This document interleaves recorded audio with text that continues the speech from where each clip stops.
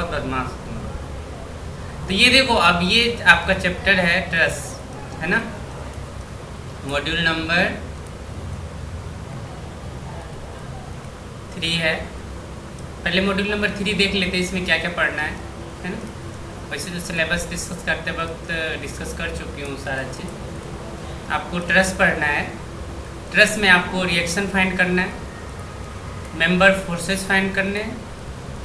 मतलब ऐसे तो बहुत सारे चीज़ है जो आपको पढ़ना है, बट अभी इस सिलेबस में मेंबर फोर्सेस है। फिर आपको पूछ देगा जीरो मेंबर फोर्सेस,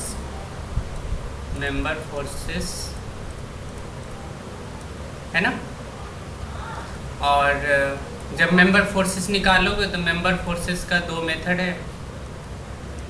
एक है मेथड ऑफ जॉइंट और सेकेंड है मेथड ऑफ सेक्शन। तो अब बताओ सोनू, इसमें से कौन सा टॉपिक पढ़ चुके हो? ट्रस्ट दोनों पढ़ चुके हैं। ये सारा चीज़ पढ़ चुके हो? ओके हाँ ओके, तो जल्दी जल्दी डिस्कस करूँगी, है ना। मैम, लेकिन बाकी कोई नहीं पढ़े ना। हम लोग मैम नहीं पढ़े हैं। Okay okay. सेकेंड आपका बीम है। बीम में क्या क्या पढ़ना है? बीम में भी रिएक्शन पढ़नी है। बीम का टाइप पढ़ना है, टाइप ऑफ लोड पढ़ना है, यानी types of beam, types of load, है ना। और इसी तरह से टाइप ऑफ सपोर्ट्स,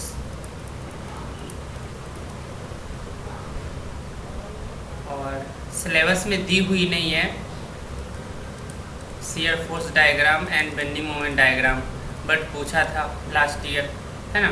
मैंने तो उसे पढ़ा दी थी तुक्का लगा के ऐसे ही, क्योंकि सिलेबस नया था। तो एसएफटी और बीएमडी भी सिलेबस में मतलब क्वेश्चन पेपर में आया हुआ है। उसके बाद आपका फ्रेम है, लास्ट है आपका फ्रेम, है ना।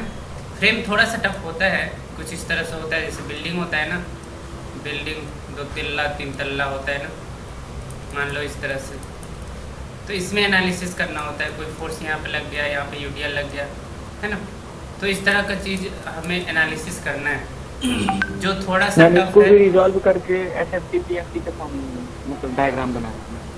हाँ, सब कुछ होता है। मैं अभी देखूंगी, बेसिक पढ़ाऊंगी उसमें, फ्रेम में आपको बेसिक पढ़ाऊंगी, है ना। और आपको लास्ट में मशीन है ना। ये सब क्वेश्चन आते नहीं है ना, यहाँ से आते हैं ना यहाँ से आते हैं, है ना। मशीन में कैसे पढ़ते? अरे मशीन में मशीन की इफिशिएंसी पढ़नी है, जो मैकेनिकल वालों को पढ़ना चाहिए। हम लोग क्या करेंगे मशीन की इफिशिएंसी जान के? हम लोग मशीन की मेंटेनेंस के लिए थोड़े ना रखे जाते हैं, तो वो उन लोगों को पढ़ना चाहिए। बट होता है ना, अब सारा चीज़ पढ़ लो जो मन में आया। प्लीज ज्वाइन कर लीजिए किसी को। ओके ओके ओके, मैं वहीं जा रही थी। ऊपर है मैम वो।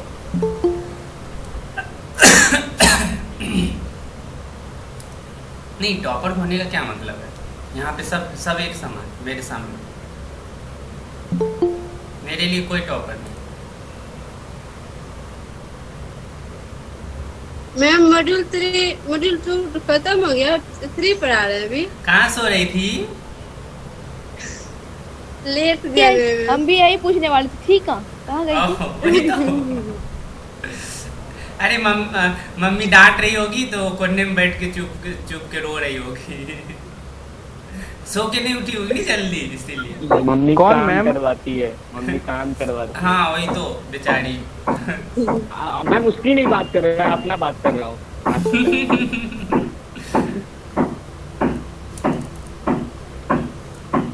पोछा लगाते हो? ऑलराउंडर है हम भाई। क्या फर्क पड़ता है, लड़का हो लड़की हो, घर का काम करना चाहिए सबको। Yes ma'am. अब ले नहीं मैम, हाँ बोलो। ईसा फिर से बोलो। अरे हाँ, मॉड्यूल 3 आज अब बोले किसी भी डिपेंड नहीं रहना चाहिए, ये बोल रहे थे। हाँ वही तो, लाइफ में सारा काम ना खुद करना चाहिए, कोशिश करना चाहिए खुद हो जाए। अब देखो इस चैप्टर में आपको अब पढ़ाई कर लेते हैं थोड़ी सी। अब ट्रस्ट है ना। तो ट्रस में क्या होता है, ट्रस में आपको दो चीज़ डिफाइन करना होता है कि एक ट्रस क्या होता है और फ्रेम क्या होता है, क्योंकि फ्रेम भी एक ट्रस की तरह ही होता है।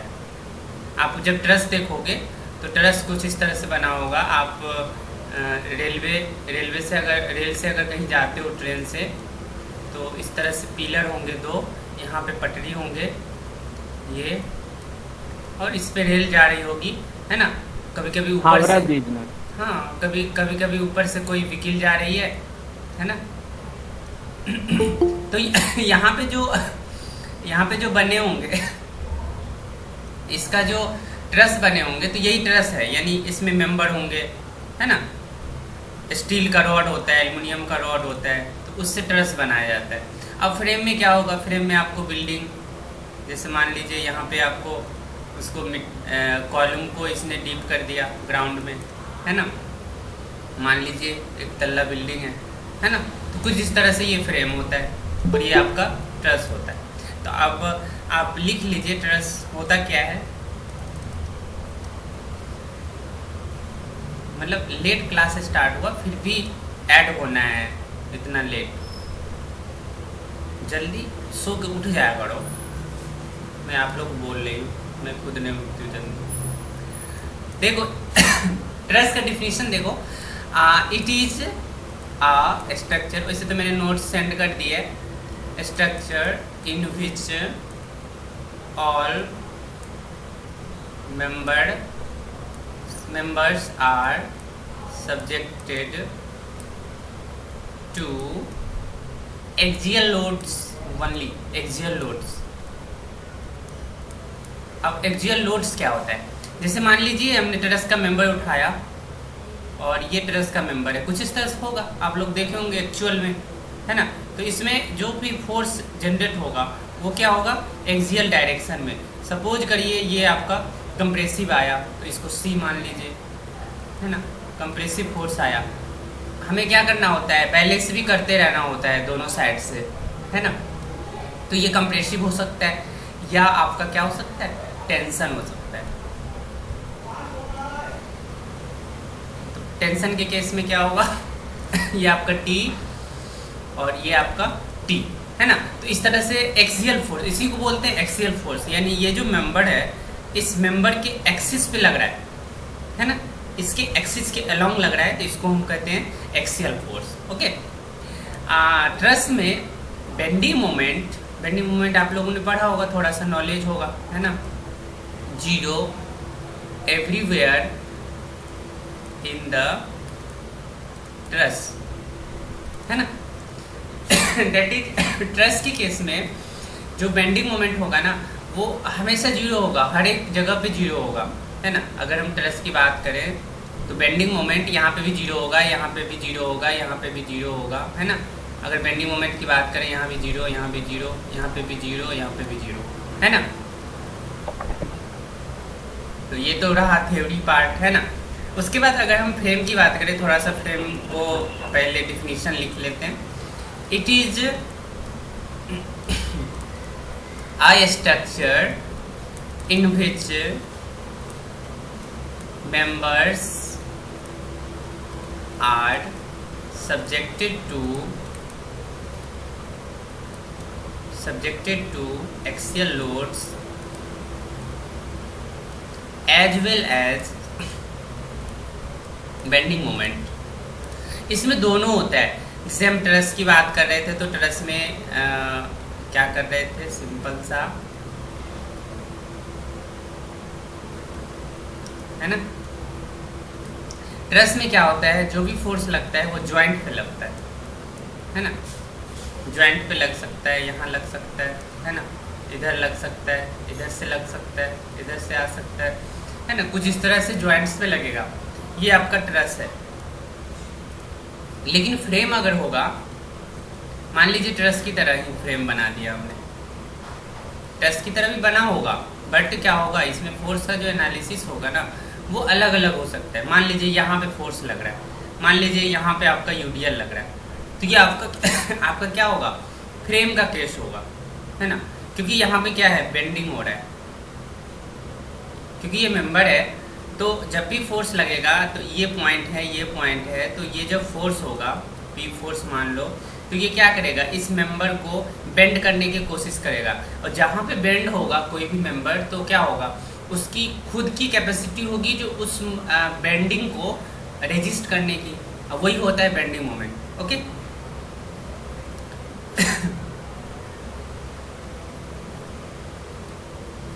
अब ट्रस में कौन कौन सा पार्ट हो सकते हैं? ट्रस जनरली 2 टाइप का होता है, प्लेन ट्रस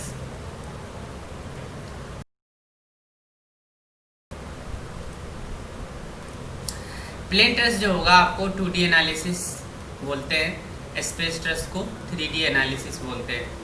तो जब भी हम ट्रस का एनालिसिस करेंगे तो हम सिंपल सा ऐसे समझेंगे कि हमने मतलब रॉड लिया और रॉड को हमने क्या किया, एक पेज लिया और पेज के ऊपर रॉड को ऐसे ऐसे रख दिया, है ना।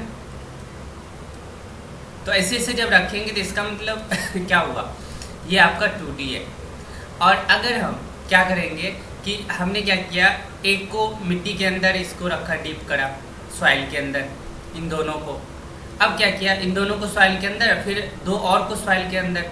जैसे मान लीजिए इसको कुछ इस तरह से बनाइए, ये है आपका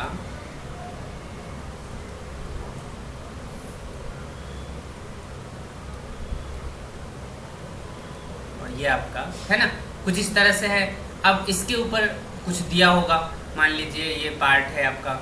अब ऐसे तो आपको यहाँ पे दिखा नहीं सकते हैं, मान लीजिए ये कुछ इस तरह से है और ये इससे कनेक्टेड है ना। तो ये इस तरह का ट्रस होगा, यानी इसमें क्या है, यहाँ भी जैसे आप ऐसे समझ लो कि जो आप चारपाई है, चारपाई के ऊपर आपने क्या किया, मंडप बना दिया। जैसे सत्यनारायण भगवान की पूजा होती है ना, जनरली क्या होता है, जो मतलब ऊपर से केले का वो बना देते हैं ना, तो वो भी एक तरह का क्या है, ट्रस है। चारों बगल से केले का जो डंठल है वो लगाया जाता है चारों बगल से, और फिर लास्ट में क्या होता है, उसको बांध दिया जाता है। तो वो भी क्या है आप लोग का स्पेस ट्रस का एग्जाम्पल है ना मैम। लेकिन उस पर तो कोई लोड नहीं है लगता है। अरे समझ लो बस, लोड नहीं लगता है, लोड जहाँ पे लगता है, मैं एग्जाम्पल बता रही हूँ, इस तरह से होता है ना। तो ये आपका 3D एनालिसिस है इधर, और ये आपका सिलेबस में नहीं है, आउट ऑफ सिलेबस है ना। नेक्स्ट सेमेस्टर में है आपका, नेक्स्ट सेम में स्ट्रक्चर एनालिसिस में। हाँ, स्ट्रक्चर एनालिसिस है ना। तो ये आपको पढ़ना है, ये सिंपल है। तो ये सिंपल आप पढ़ भी चुके हैं थोड़ा थोड़ा, और अभी हम अच्छे से डिस्कस करेंगे इसको। तो इसको डिफिनीशन अगर हम लिखना चाहें तो प्लेन ट्रस का डिफिनीशन जो होता है वो होता है consisting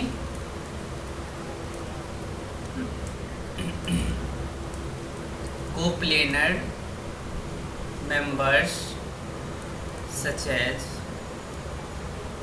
the trusses on both sides of bridges, है ना। ब्रिज के दोनों साइड ऐसे समझ लो, मतलब ये लेफ्ट साइड में है और एक और राइट साइड में हो जाएगा ऐसा ही, और बीच से ट्रेन जा रही है ना। तो वो क्या है, प्लेन ट्रस है। लेकिन अगर आप मॉल में जाओगे तो मॉल में जब देखोगे ट्रस, अगर नीचे खड़े हो, उसके बीच के ग्राउंड में गए और नीचे खड़े हो, ऊपर देखोगे तो वो ट्रस जो दिखेगा वो स्पेस ट्रस होगा। समझ में आ गया? प्लेन ट्रस 2D होता है ना। प्लेन ट्रस 2D होता है, लिखा हुआ है। लेकिन मैम जैसे आप रेलवे ब्रिज एग्जांपल दे, वो तो मैम 3D नहीं, एक साइड का, जो एक साइड का पार्ट है, मतलब ऐसे समझो कि बीच से ट्रेन जा रही है, आप ट्रेन के गेट पे बैठे हो, है ना। अब गेट पे बैठे हो, आपने देखा मतलब सामने से एक ब्रिज का वाल है ना। तो वो जो वाल है वो क्या हो गया, 2D हो गया। फिर दूसरे साइड कोई बैठा है तो उसने देखा तो वो भी एक 2D हो गया। बट अगर ऊपर जाके कहीं पे कनेक्ट हो गया है, यानी कनेक्ट होके फिर ऊपर ट्रस बना हुआ है, तो वो क्या होगा, 3D हो जाएगा। क्योंकि ऊपर जब ट्रस बनाएंगे तभी ऊपर क्या होगा, ट्रस बनाने के बाद फिर क्या होगा, सरफेस बनाएंगे और फिर उस पर हाईवे जाएगा, है ना, रोड जाएगा। तो उसके लिए ट्रस जब बनाएंगे तो फिर क्या होगा, वो स्पेस ट्रस हो जाएगा वहाँ पे। क्योंकि वो आप जब ऐसे समझ लो ना, फिर आप ट्रेन में नहीं हो, आप मॉल में खड़े हो, फिर आप मॉल में जब देखोगे ना उसके रूप को, तो वहाँ पे बहुत अच्छे से दिखेगा। अब पार्किंग कटिहार में है कि नहीं पता नहीं, बट जहाँ पे भी है आप जब भी जाना तो एक बार मतलब नज़र दौड़ाना। रेलवे जंक्शन पे भी तो ज्यादातर ट्रक का ही हाँ, होता है। रेलवे जंक्शन प्लेटफॉर्म पे, मैं तो भूल ही गई थी, प्लेटफॉर्म पे भी होता है ना। प्लेटफॉर्म पे आप देखोगे, प्लेटफॉर्म पे भी स्पेस ट्रस रहता है ना। तो अलग अलग कंडीशन होता है जो कहाँ पे कौन सा ट्रस होता है, और कौन से ट्रस का डिजाइन कहाँ पे करना होता है, किस तरह से करना होता है ना। सबका अपना अपना हाँ वो जगह पे डिपेंड करता है। और फिर क्या होता है, जो स्पेस ट्रस को डिजाइन करने के लिए थोड़ा सा हायर मतलब स्ट्रक्चर एनालिसिस करना पड़ता है ना, एडवांस होता है थोड़ा सा, है ना। उसमें बहुत सारे फॉर्मूलेज होते हैं। अब स्पेस ट्रस में कंसिस्टिंग नॉन कोप्लेनर मेंबर्स, अब यहाँ से भी समझ सकते हो ना, नॉन कोप्लेनर लिखा हुआ है, यहाँ पे आपको कोप्लेनर लिखा हुआ है, यानी जो भी मेंबर होगा वो एक ही प्लेन में होगा, है ना। लेकिन यहाँ पे क्या है, सारे मेंबर अलग अलग प्लेन में होंगे, तो अलग अलग प्लेन का एनालिसिस थोड़ा सा कठिन तो होगा, है ना। तो ये हो गया आपका। नेक्स्ट, जब हम ट्रस का एनालिसिस करते हैं तो एजप्शन लेते हैं, है ना, यानी कुछ हम मान के चलेंगे, क्योंकि सारे चीज़ तो आइडियल एक्चुअल में होता नहीं है। तो हमें क्या करना होता है, एनालिसिस करने के लिए एज्यूम करना होता है जो सच में ये चीज़ है ना, फिर हमें एनालिसिस करना है। बट ऐसा होता नहीं है, तो इसीलिए सेफ्टी के लिए हम लोग क्या करते हैं, फैक्टर ऑफ सेफ्टी लगाते हैं। एक टर्म आता है फैक्टर ऑफ सेफ्टी, यानी मान लीजिए कि ये मेंबर है, ये मेंबर ने मतलब मान लीजिए फोर्स के स्ट्रेस के डायरेक्शन में देखेंगे तो स्ट्रेस में क्या होता है, मान लीजिए इसने क्या किया, 20 मेगापास्कल बियर कर सकता है। 20 मेगापास्कल का अगर स्ट्रेस इस मेंबर में जनरेट होगा तो बियर कर लेगा। लेकिन हमने क्या किया, जब भी एनालिसिस हम करते हैं तो हम क्या करते हैं, एज्यूम करके चलते हैं कि ये जो है ना, ये मेंबर ये 10 ही कर पाएगा, इतना एज्यूम करके चलते हैं। वो भी फैक्टर ऑफ सेफ्टी जो होता है ना, कंडीशन पे डिपेंड करता है, यानी कहाँ पे है, किस जगह पे है। जैसे मान लीजिए अगर हम बिल्डिंग बनाते हैं तो बिल्डिंग के केस में फैक्टर ऑफ सेफ्टी, मान लीजिए इसको बिल्डिंग को FB से डिनोट करते हैं, factor of safety of building, ये आपका लेस देन होता है factor of safety of bridge, है ना। ब्रिज के केस में ज़्यादा फैक्टर ऑफ सेफ्टी लेना होता है।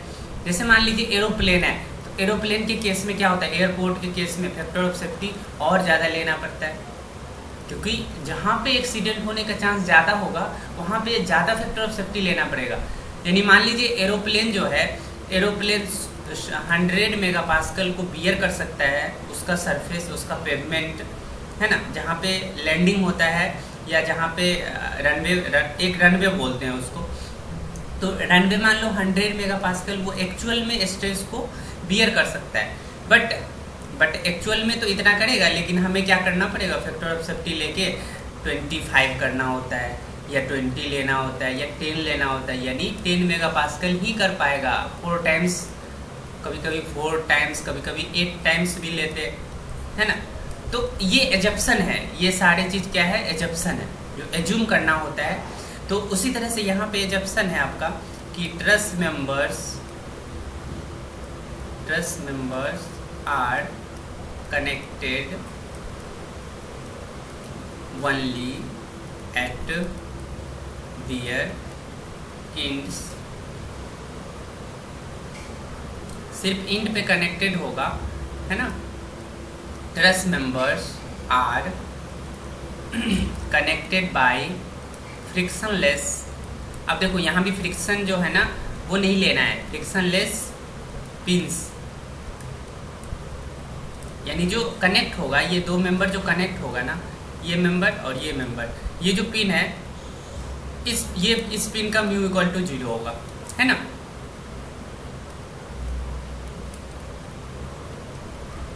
ट्रसेस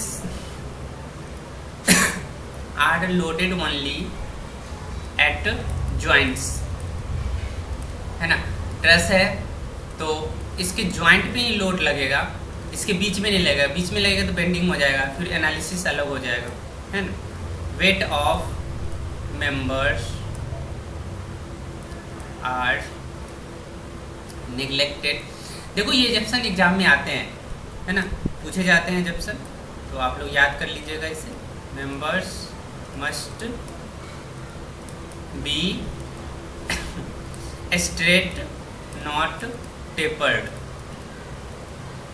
जो मेंबर होगा वो स्ट्रेट होगा, यानी मेंबर कुछ इस तरह से होगा, रेक्टेंगल होगा या स्क्वायर होगा। ऐसा नहीं होगा कि ये इस तरह से बन गया तो ये मेंबर नहीं होगा, ये वाला मेंबर होगा, है ना। अब है इसमें रिलेशन क्या होता है। रिलेशन आप लोग पढ़ा हुआ है, m = 2j - 3, है ना। आगे स्ट्रक्चर में इसे भी मतलब अच्छे एडवांस पढ़ेंगे, इसका एडवांस वर्जन m = 2j - 3 का ही एडवांस वर्जन होता है। बट यहाँ पे देख लीजिए ये क्या है, आपका m है नंबर ऑफ। मैम वो 3 रिएक्शन है ना, हाँ मैं बता रही हूँ, वही नंबर ऑफ रिएक्शन। हाँ बता रही हूँ। नंबर ऑफ जो इक्विलिब्रियम कंडीशन है, इक्विलिब्रियम कंडीशन। नंबर ऑफ, ये नंबर ऑफ जॉइंट्स है। और ये 3 जो है ना, ये आपका number of equilibrium condition at joint, है ना। कोई भी जॉइंट होगा ना, कोई भी जॉइंट होगा तो वहाँ पे आपका समेसन fx = 0, समेसन fy = 0 और समेसन मोमेंट = 0, क्योंकि पिन मान के चल रहे हैं। तो पिन पे क्या होता है, x के डायरेक्शन में भी समेसन करेंगे, अलजेब्रिक सम जो भी फोर्स होगा x डायरेक्शन में वो 0 होगा, और अलजेब्रिक सम y डायरेक्शन में जो भी होगा वो 0 होगा। और मोमेंट अगर कहीं से ले रहे हैं, किधर से भी मोमेंट ले रहे हैं तो वो मोमेंट 0 होगा। तो ये तीनों कंडीशन हमें यूज करना है यहाँ पे, है ना।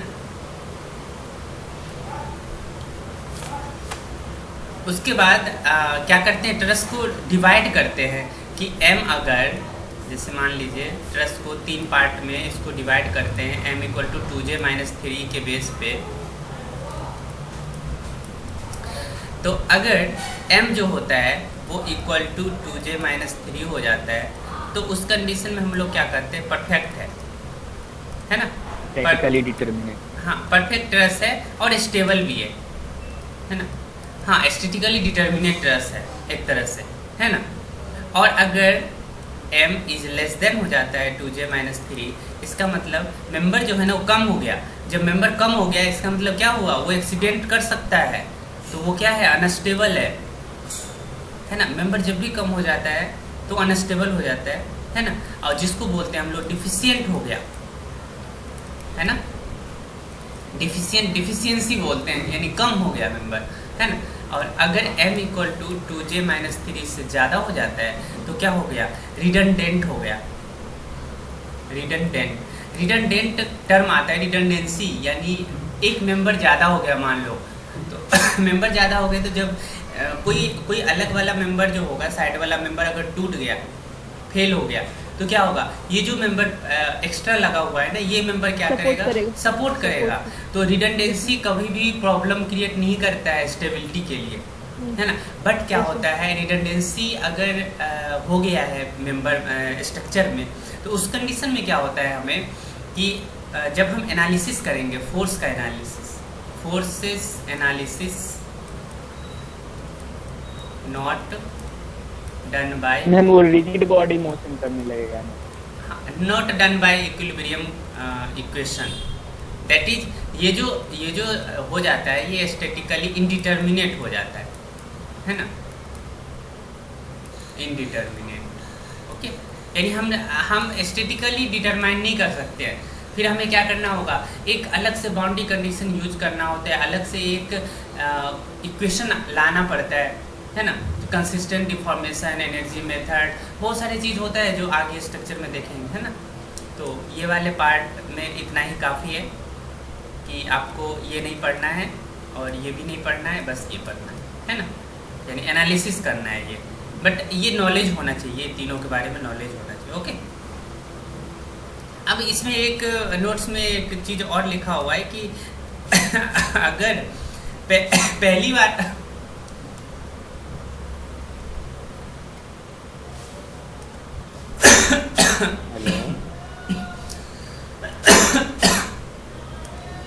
मैम म्यूट किए, खांसी हो जाती हाँ मेरे को खांसी हो रही है, पता नहीं पढ़ाते पढ़ाते खांसी होने लगती है। मैम अब तक तबीयत सही नहीं हुआ? अरे ये जो फ्लू होता है ना, मौसम वाला फ्लू, तो ये जल्दी Normal. ख़त्म नहीं होती है ना। मेरे को कोरोना नहीं है क्योंकि सारा चीज़ नॉर्मल हूँ, बट हल्की सी खांसी बस हो रही है। मैम मेरे क्लास में एक को हो गया। हाँ अभी कॉल आया था। चलो कोई नहीं, सब सही हो जाएगा, मैं दुआ कर रही हूँ ऊपर वाले से। अब देखो जब भी ट्रस्ट हम एनालिसिस करते हैं तो ट्रस्ट हम जब भी पहली बार बनाएंगे तो पहली बार बनाने के लिए हमें चाहिए 3 मेंबर, है ना। फर्स्ट टाइम 3 मेंबर चाहिए और 3 जॉइंट्स चाहिए, है ना। अब नेक्स्ट अगर हम इसी में और मेंबर ऐड करेंगे तो हमें क्या चाहिए, और मेंबर ऐड करने के लिए क्या चाहिए, 2 मेंबर चाहिए और 1 जॉइंट चाहिए, यानी एडिशनल क्या चाहिए, 2 मेंबर्स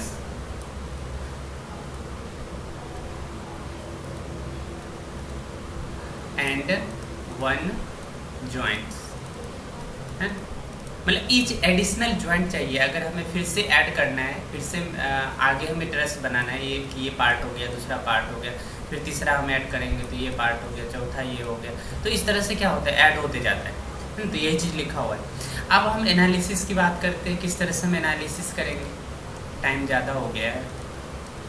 एनालिसिस ऑफ जॉइंट्स, तो एनालिसिस ऑफ जॉइंट्स की अगर हम बात करते हैं तो आपका 2 पार्ट है कि मेथड ऑफ जॉइंट्स और सेकेंड है मेथड ऑफ सेक्शन, है ना। तो फर्स्ट मेथड देखते हैं, मेथड ऑफ जॉइंट्स। सिर्फ आज थ्योरी पढ़ा के छोड़ रहे हैं, आगे नेक्स्ट लेक्चर में देखेंगे, मंडे को है ना, अब एक्स्ट्रा लेक्चर नहीं लेना है। फर्स्ट स्टेप देखिए, इसमें स्टेप क्या क्या होगा। तो स्टेप क्या होगा, सबसे पहले क्या करना है आपको, रिएक्शन फाइंड करना है ना। मैं शॉर्ट फॉर्म में लिख रही हूँ सब चीज़, रिएक्शंस। तो रिएक्शंस के लिए आप लोगों को क्या करना पड़ेगा, समेशन fx इक्वल टू 0 और समेशन fy इक्वल टू 0 और summation moment about a point equal to 0, है ना। या पॉइंट को आप हिंज बोल सकते हो, पिन बोल सकते हो, है ना, सपोर्ट बोल सकते हो, है ना। इक्वल टू 0 आपको फर्स्ट कंडीशन आपको रिएक्शन फाइंड करना है। सेकेंड कंडीशन में क्या करना है, आपको एक ऐसा जॉइंट सेलेक्ट करना है, सेलेक्ट अ जॉइंट्स, मतलब जॉइंट्स नहीं, joint such that there are, मतलब कम से कम वहाँ पे अननोन फोर्सेस हो, है ना। There are only 2 unknown force, है ना। जैसे मान लीजिए आपने ये आपने ट्रस बनाया हुआ है, यहाँ पे आपको रिएक्शन आया हुआ है, ये आपका RB, ये B पॉइंट था, ये आपका A पॉइंट था, RA मान लीजिए ये ट्रस है ना, सिंपल सा ट्रस, है ना। इस तरह से मान लीजिए यहाँ पे कोई फोर्स लग रहा है P तो RA RB आपने निकाल लिया।